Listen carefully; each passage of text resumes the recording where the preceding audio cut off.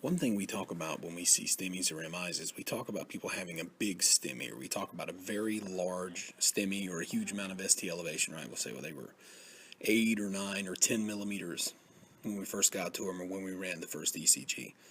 So I want you to have a look at two ECGs. Here is the first one. Let me just take a look at what you can see here. All right, and I'll give you a hint, the inferior wall. All right. That's good enough. Let's look at the next one.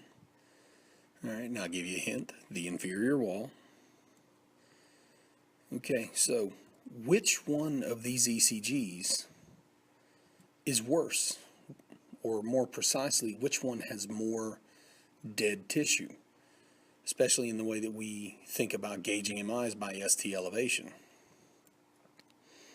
So the answer may surprise you. Your ST elevation does not correspond to the quote-unquote severity of the MI, and I know that's a relative term.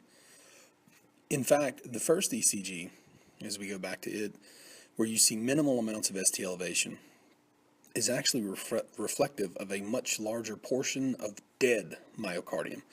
So this is actually what would be classified as an old MI, okay? So the cath lab may not do a whole lot for this person.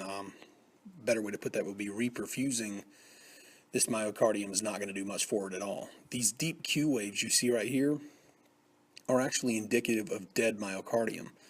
So the amount of ST elevation is not equivalent specifically to the severity of the MI. What that means is that when there's more ST elevation, it means there is still salvageable myocardium. So as the myocardium dies, the ST elevation is going to decrease.